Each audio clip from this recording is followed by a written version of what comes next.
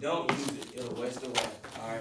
Meaning if you don't lift weights and get your muscles stronger, or do something to put some type of external stimulus on it, and it's just gonna gradually get weaker, okay? Now, most people, once you hit the age of 30, you lose 1% of your maximum strength every year, alright? From 30 on out, you lose 1% of your total maximum strength output once you hit the age of 30. Do you really have these? Oh, I'll pass them out for you. Oh, sorry. I know we got some extra vice, but we didn't actually use some, I'm sure.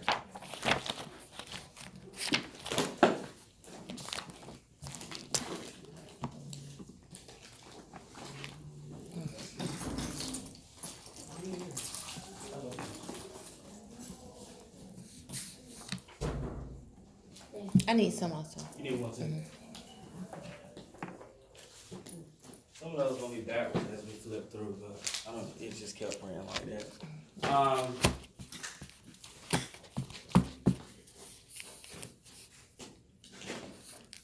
Used to help your clients, cause I not having the issue so much anymore, but used to, y'all might know some examples too. When I used to get like a female client, they didn't want to lift a lot of weights, cause they say, well, I'm gonna get bulky, I'm gonna look like you, this and that. I'm like, first off, you gotta have a certain genetic makeup to really do that. And two, if you know whatever your goals are, I'm not gonna work out that hard anyway. You know, to push you to that point if that's not what you want. Now, but there are more benefits to weightlifting than just getting bigger, bulkier, stronger muscles. Okay. So let's go to some of those. You have lower risk of all-cause mortality. People that lift weights, especially going into older age, they fall less often. So I train at the bracket club now. A lot of my clients are older, and that's some of the goals that they have. As they get older, they can limit the chances of falling. If they do fall, their bones are strong enough to handle those falls, because putting weight on your bones makes them get stronger, makes them continue to grow, so they can continue to reproduce new bone as they get older, while other older individuals' bone is kind of slowly, gradually deteriorating, okay? Lower risk in developing functional limitations, kind of keep your posture good as you get older, helps you move around better, improve your body composition. People that lift weights, so you see people that do cardio and that's all they do, and they don't lift any weights. So if you have, let's say you have two different people. You have somebody that's 200 pounds. Let's say we got two people that's 200 pounds. All right. You have one that just did cardio, all they did, well, let's go here. Let's say they were 200 pounds, 40% body fat. All right. And if this person was 200 pounds, 40% body fat. Now, if both of them get down to 150 pounds, and let's say this person only did cardio, when they get here, a lot of times they'll still be 40% body fat. All right, most people don't want to stay 40% body fat. If you exercise and you don't lift any weights and you just do cardio, then you just, yeah, you lost weight, yeah, you probably are a little more healthier, but some people do this with just cardio, they still 40% body fat, and then they still not happy with the result, because it's not tight, it's not toned, it's not the look that they thought they were going to get when they started losing weight. Then they call you later to come in and try to get them. I need to tone up, I want to tone, I lost all this weight, I got a lot of loose skin, can you help me tone up? All right, the best way to do it, if I'm going from 200 to 150 and I'm doing cardio and I'm lifting weights, then I can drop my body fat percent down to 25. All right, now I look a whole lot better at that 150. Okay, people that's just doing all cardio, they just become a smaller version of what they already were. Does that make sense? Mm-hmm. All right, so strength training, we want to preserve the muscle as you're losing weight, so we can guarantee that we're losing body fat. Now, your clients that are lifting weights and doing cardio, they tend to be the ones that get frustrated because some weeks they'll come in and they won't lose any weight. Okay? Not on the scale. Alright? Even if they can see that my clothes fit different, I lost 2 inches on my waist, I lost an inch on my arm. If they don't see that scale go down, they're gonna freak out. But you could have lost 3 pounds of body fat. But if you put on 3 pounds of muscle, then the scale it's gonna stay the same.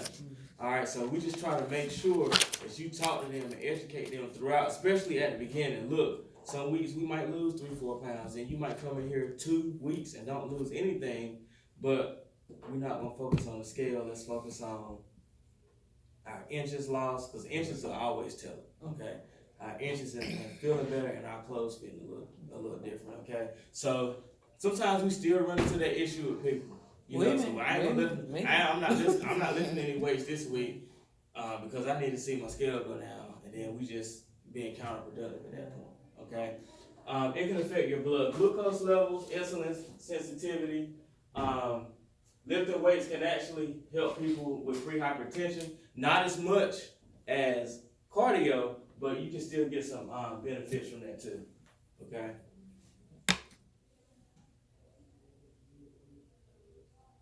All right, we can increase bone mass. That's what I was talking about. As people get older, you definitely want to do that. Even if you're younger, you can increase your bone mass if you lift weights.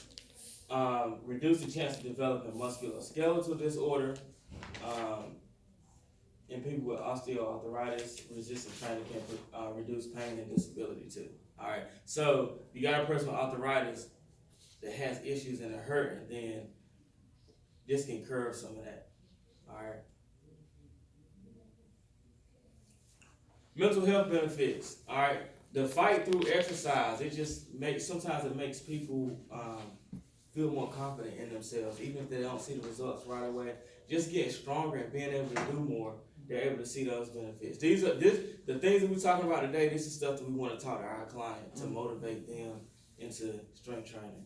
Because if we just get clients that just want to do cardio, then they just gonna pay us to watch them stand on the treadmill, something like that. And then they're gonna eventually say, you know what, I can do this by myself. It can improve depression and anxiety. I had a friend that just lost his dad. He started lifting weights with us, and it really helped him get through this time, just coming in there lifting weights and really getting some of that stuff out while you work out. Decrease your fatigue. And it can improve your self-esteem as well. That's a picture right there. Some of the old gyms, y'all might have saw that commercial. Like that thing around her waist just was like shaking them and supposed to, I don't know if it's supposed to firm you or what it was supposed what was it supposed to do? It stood up in the bedroom like some kind of sewing machine contraption, and you'd stand on the platform and put that belt around you. And it was on like a cam lever. I guess it was like standing there doing a twist without having to use your own muscles. Right. All right, into some of our newer equipment. All right, we transitioned from that time of the machine doing all the work for you till the next time was if you're not sore and you're not feeling it a lot, then you ain't done nothing. And now we kind of getting balanced and medium and out on that.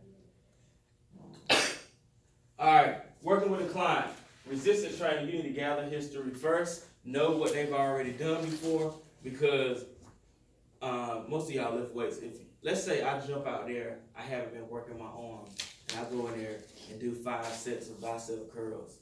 That next morning, I might not even be able to put my arms all the way down like that. And if you put that much on your client at one time, then it's gonna be harder for them to come back. So when I start with bicep curls, especially if they're older, I might do 1 or 2 sets, and then we'll just try to work our way up from that. And it'll be light, and I just let them kind of go through it. Needs analysis, you need to figure out, some people want to be stronger in certain areas. I get a lot of people to say, my leg's good, but I got weak arms, so they got to get stronger in the arms.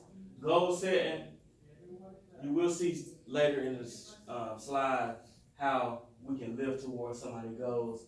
Communication, motivational strategy, spot, and program design. We're going to talk about all that today. And I think we'll start the program. Alright, first thing you gotta figure out is who you training. Alright, when you first start out training, you need to know what type of client that you can benefit the best from.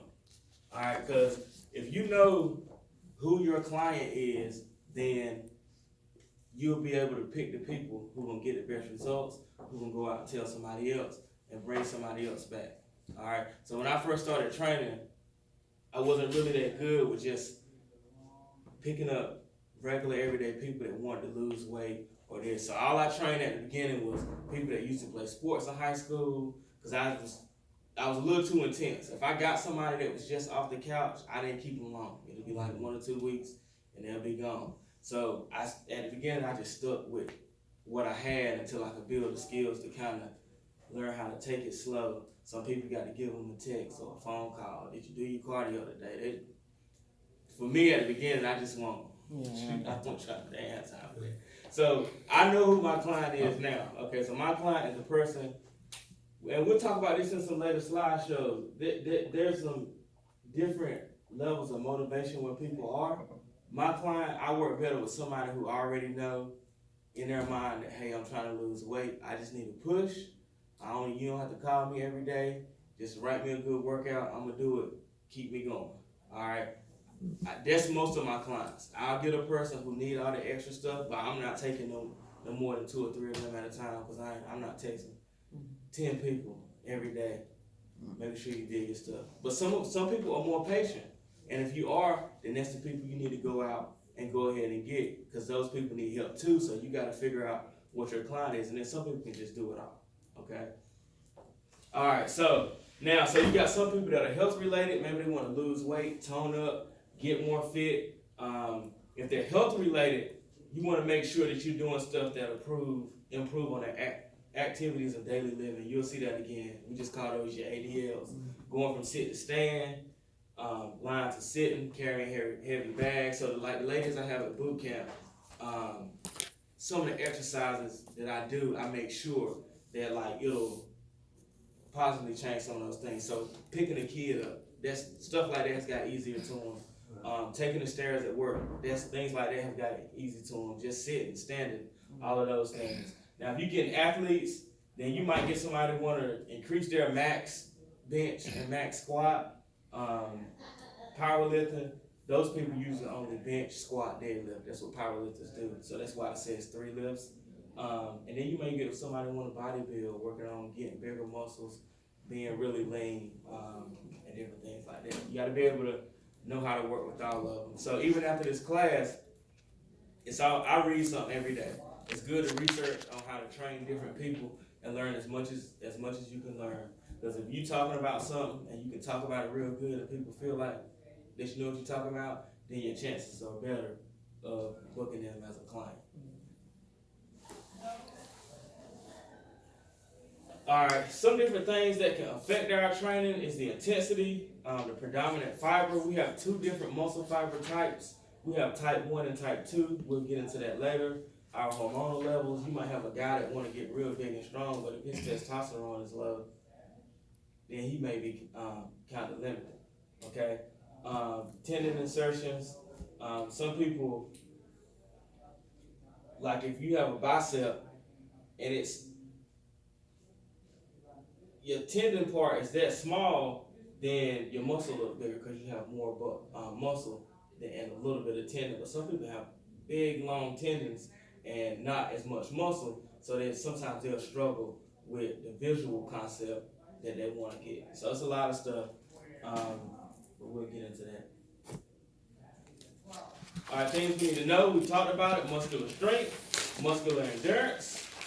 Work is force times distance. All right, how hard you can push something for a certain distance. Power is force times distance divided by time. So we'll add speed, how quick we can do it. Your load is the absolute amount of weight lifted. So if I bench 315 pounds, the load is 315 pounds. All right, reversibility, who remembers that?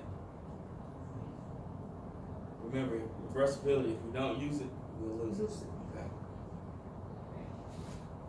Sets, I'm pretty sure y'all know what a set is. Volume is our sets, repetitions, and our loads. So what's your volume? I did 10 sets of 10 reps with 250 pounds. That's my whole volume, okay? You won't get many questions about that. Intensity, power output in the workout session. Now, we don't go testing heart rates or anything while people are lifting weights. We go off percentage of their 1 rep max and different things like that. Periodization, we'll talk about that. Overload, we know what that is, right? Okay, specificity, you get good at what you do. So if you want to be able to run faster, you gotta run as fast as you can a lot. You want to get stronger, you need to lift heavy weights as much as you can lift heavy weights, okay? Maximal voluntary muscle contraction in the last repetition in the set is to failure. So some people, I don't lip train that way, but if they're doing 5 sets of 10 and they get to 10 and they can do 5 more reps, then they'll just keep going until they can't get no more. All right, then they'll recover, they'll do the next set, keep going. So some people train every set to failure, okay? Has anybody here ever tried that? My understanding is you're supposed to do your last set to Yeah, failure. I do my last set to failure. That's But what I do. some people, but like with the body, I told you it's made to adapt. At first, that'll be kind of tough, but if you train your body that way, it'll adapt, it'll learn how to recover quickly, and it'll be able to go to failure every set. That's not how I've been training, so if I jump out there tomorrow and try to go, even though I lift weights a lot, if I try to go every set to failure, it ain't gonna be good. Because I have to kind of start slow and treat myself like I'm a beginner as far as doing that. So I might need a longer rest period starting out. Because did you say you do that? So how much time you taking between your sets? Probably about 20 seconds. Since you taking 20 seconds between your sets, I might need 2 minutes. Okay, because I don't train that way. Okay. There's a lot of different stuff that you can do and figure out what works. So if you get a client that can really push it, you might train them every set to failure. Then you might get somebody. You can't do that with everybody, because you get somebody that don't, you may break them down, or they might not come back, and we start running into the overuse, injuries and stuff like that. It's not all the time. All right, so here we go. All right, when a client said they want to get stronger, then we just gonna use a heavier workload on them. We're gonna take them at a higher percentage of their 1 rep max, 80 to 90%. All right, that's typically how I lift weights. Higher percent of my max, I'm usually in that 80 to 90% range. If not for 2 sets, at least my last set. Six reps is my target. However, if you're doing them, if they're trying to get stronger and you're in that 80, 90% range and they only get 3, we'll take it because it's in the range and it's heavy and it's all they have. If you want to get stronger, we keep them in that 2 to 6. Somebody want to get stronger, I wouldn't have them doing 50% of their max for 15 reps because that's endurance. They won't get them stronger. So which way do you do it? Do you start them out with the heaviest and then go down light, or do you start light and go up to heavy? So if I had a client that said they want to get stronger, Yeah. had they already been lifting or not? Yeah. They have. Yeah. I'm gonna start them at the 80%, so I can kind of feel where they are. Now, if I get them at 80% and they go ahead and knock out 6, then the next set I might go 85. See how we go. We just kind of progress. So you gotta keep feel going it. heavier, not Yeah. start heavy and then drop down light. Right. And do more reps. Right. You may have covered this in a. The best way with any training is to start light and keep getting heavier every set. Okay. Now, if you want to peak and then go back down and get some reps, then that's fine. I'm gonna tell you what I do in a second. Go ahead. I was gonna say, you might have covered this in a class that I wasn't here, but how do you determine the 1 rep max? Have you got a process you go through? Say somebody that you've never trained before, they haven't lifted weights, and you want to know what's their 1 rep max for a bench press. Have you got a process that works for that? I'll tell you for me. Just fish all over the. Now, in order to get the 1 rep max, you just gonna have to max them. Get them warmed up, and then have them do some lifts. Have them do a certain amount of weight and kind of gauge. Okay, you did it pretty easy. Let me add 20. Let me add 30. Yeah. Now, but you said I'm getting a client that haven't worked out before, hasn't been exercising, then it's not gonna really benefit you too much to max them that first day. Right. If I get a client like that, we're gonna live for about a month. And I'm gonna just fill you out, get you into some different rep ranges and figure out where you are. Right. And I can just kind of, look and see what you're doing to get you better. Then at the end of that month, then I'll one rep max you, and then we can get on some percentage stuff. All right, because early on they're gonna get stronger just because it's something new, and they start getting more efficient on it. So that first max wouldn't have been true anyway. Okay. But like when you're doing it, after that month and you're doing it, it's something like, let's say you start out with that bench press and it tries 180 and that looks easy. Do you wait like 2 minutes, 5 minutes, 10 minutes before? So when you fitness testing doing a one rep max, you need at least, if it was real easy, I might tell them to wait 2 minutes. But when they start getting a little fight in it, you wait 3 to 5 minutes. Okay, and then try the next jump. Or even now in this range, I'm happy you asked that. In this range of 2 to 6 reps, then they need 3 minutes between their sets. All right, because we're going for strength, power. We don't care about a lot of volume. These are people that not really worried about their physique. They just want to be as strong as they can be. Okay, you want to so this how me and my group live. We do about, so let's say we'll do 5 sets of 5. After set 1, we'll take like 2 minutes, because that's lower. Because like I said, we go up each set. So let me give you a sample range. Let's say we do 200, 225, 275, 300, 345. Now, 200 not that hard, I would take 2 minutes. 225, still maybe not that hard, I would take 2 minutes.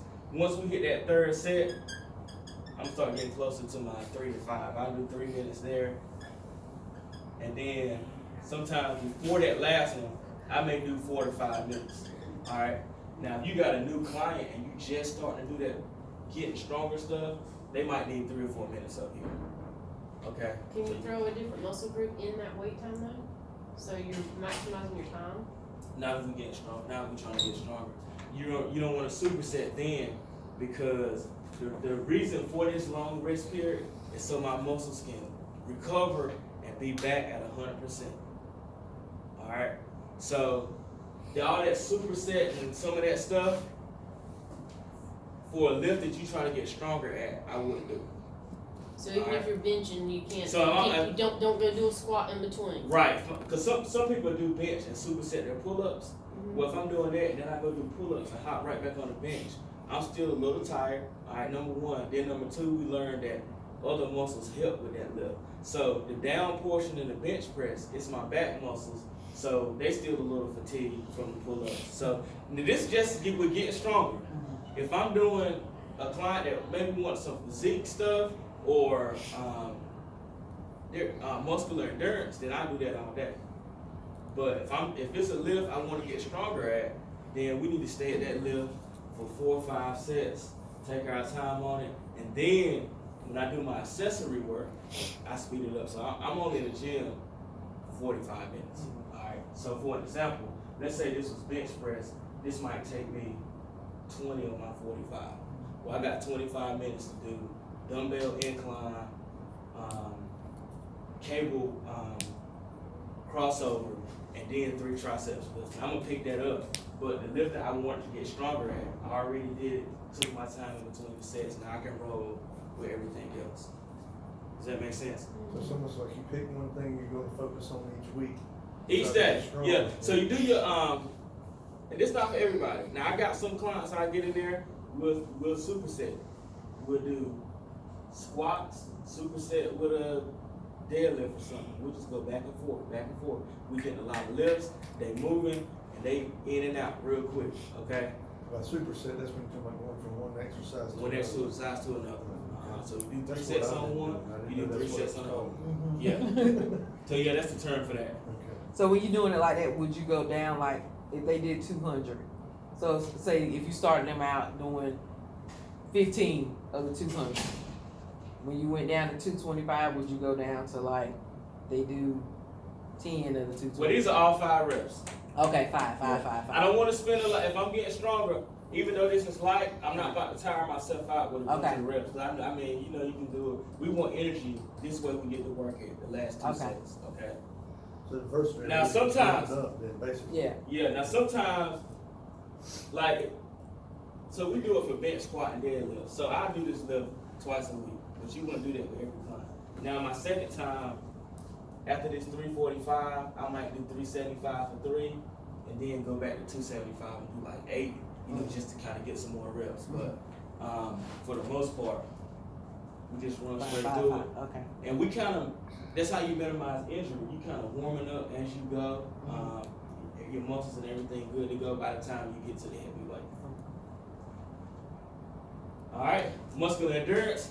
Client might say they want to get more stamina. You want to use lighter weight for this. All right, typically 40% of a 1 rep max. All right, so if a person can squat 300 pounds, I want to use 120 pounds, between 120 and 180. All right, my rep range, my target is 20, but they fall anywhere from 20 to 25, then we're good. Okay, I'm never doing that for this many reps. So y'all do that many reps for anything? Well, 20 reps, 25 reps. yeah. Maybe on a burnout set at the end I might, but I never take my reps there. You do, and that's fine. So if you want muscular endurance, then that's what you train. 25 is like. All right, so let's talk about muscular endurance. Now you'll get some, but you won't get a lot of,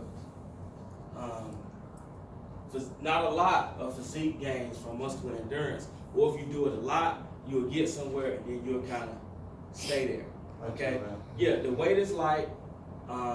Most of the time you got a short rest period in between. Okay?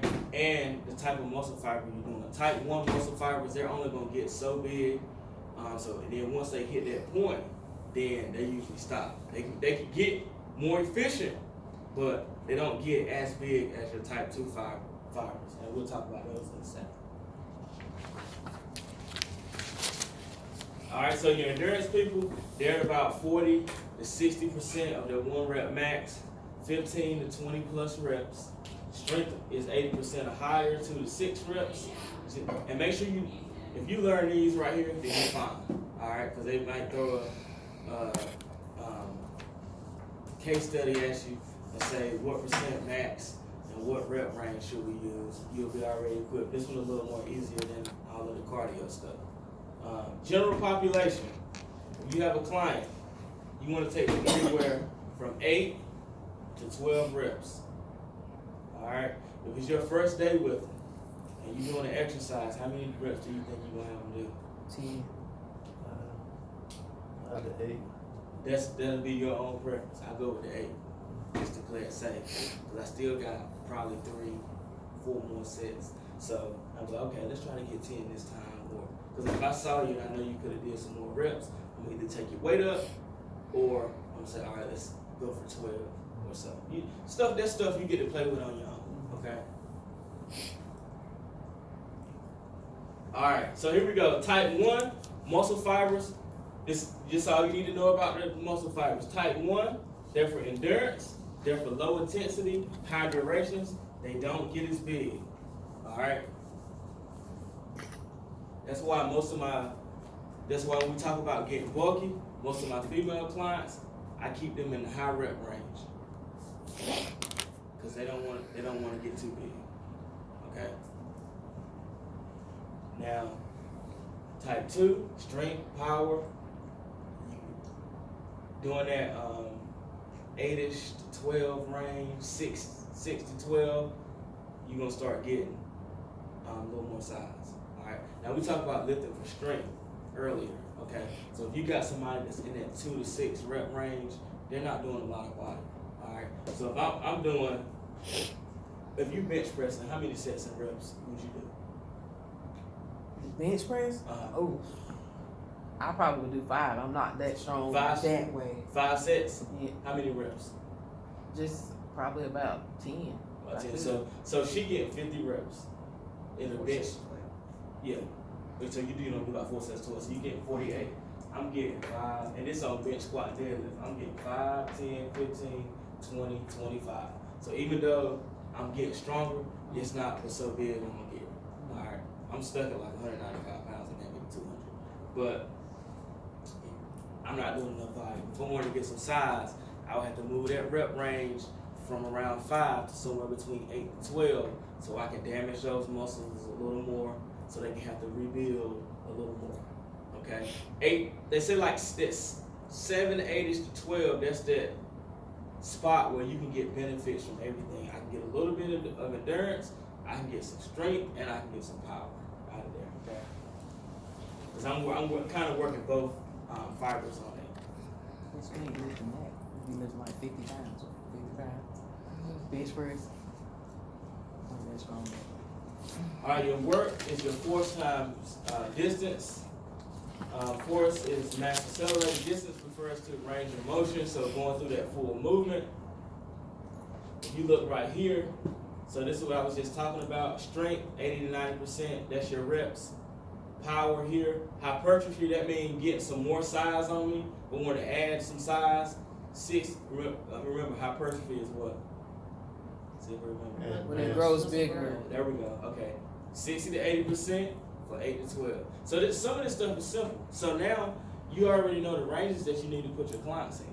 All right, so you don't have to really reinvent the wheel as long as you know this stuff you good. Now you just need to know what exercises they need to do in order for whatever goal. If they want to get stronger at the bench press, then I know I need to keep them in strength and power. And then I just need to figure out some exercises to go with the bench press to make them stronger too. Okay?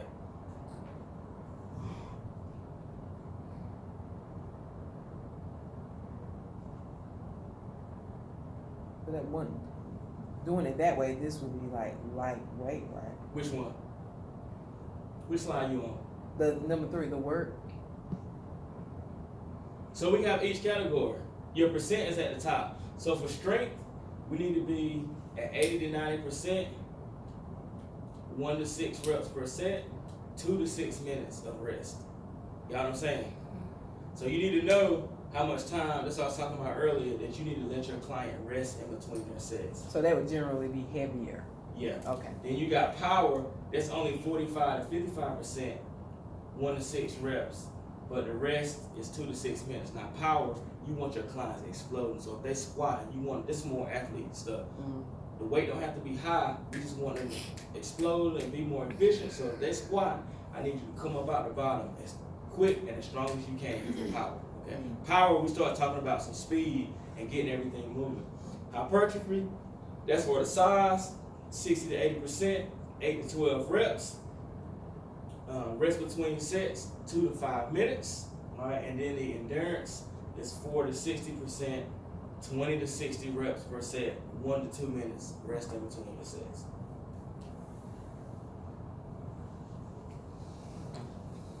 It's important that if you're selling workout plans to put the rest time in between their sets. All right, so at the top of my workout plans, I say, this is our rest time between sets. I want, when you pick your weight, your last 2 or 3 reps of every set need to be challenging. If it's not, it's too light. I put everything in there, because if not, they'll go in there and do 5 sets of 10 or something real light that don't even challenge you, and wonder why it didn't work. Okay, so you know, if it's not challenging you, then it's not gonna be enough.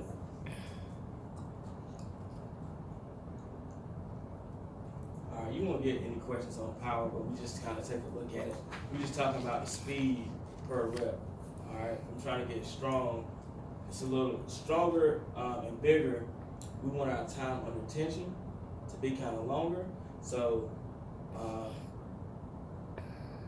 my easy part of the lift, I take it slow, then I push hard through the hardest part. Take my easy part slow, push harder through the hardest part. Another way that we can increase the time under tension is to not lock out any lifts, okay?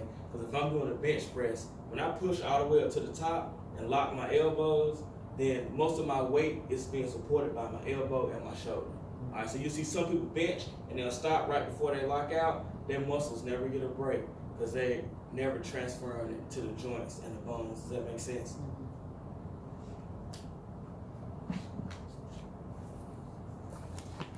All right, remember the load is the absolute weight being lifted.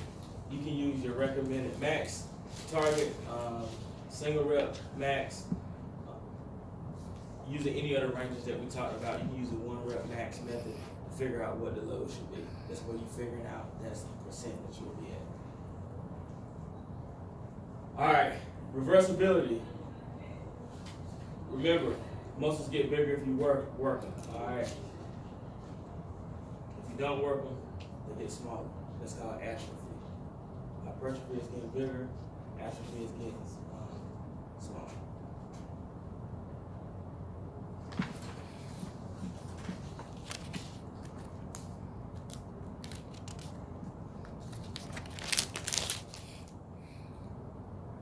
Alright, so if you read that, anything that you can do can be reversed. If you don't use it, you'll lose it. Okay? So you got a guy to get real strong from January to March, and you get his deadlift up to 500 pounds, and then he stopped deadlifting for 6 months. He ain't about to go in there and go 500 pounds. Okay?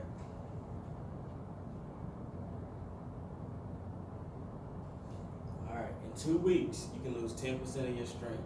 Alright? So, in 2 weeks, if he didn't deadlift, the most he could do is 450. So it drops quick. Alright? Wow.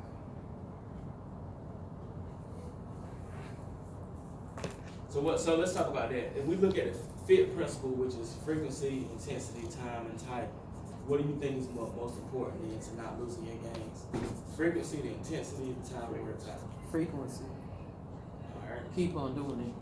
Keep on doing. Alright. However, intensity is a close second. Alright. Because if that 500-pound lifter come in, and he never lift heavy and just doing the 350 to 375, then he gonna lose at the top end. Okay? So that frequency and that intensity.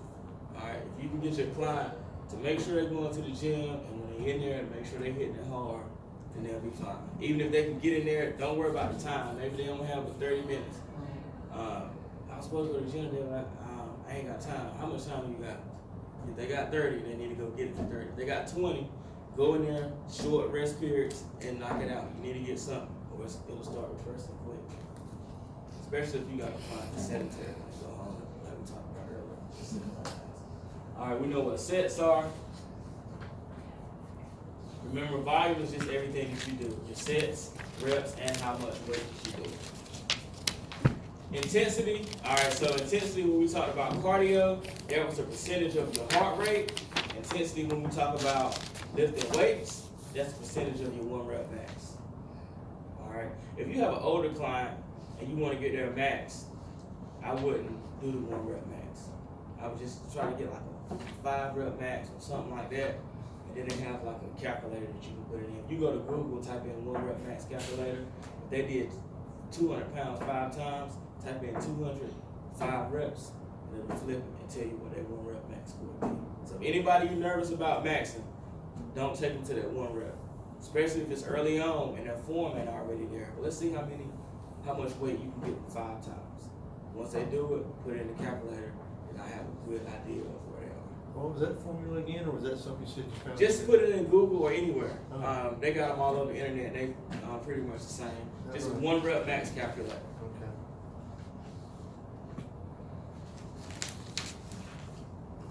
All right, periodization. All right, that's just a systematic change of volume and intensity throughout phases of exercise. This is how you really improve on a client and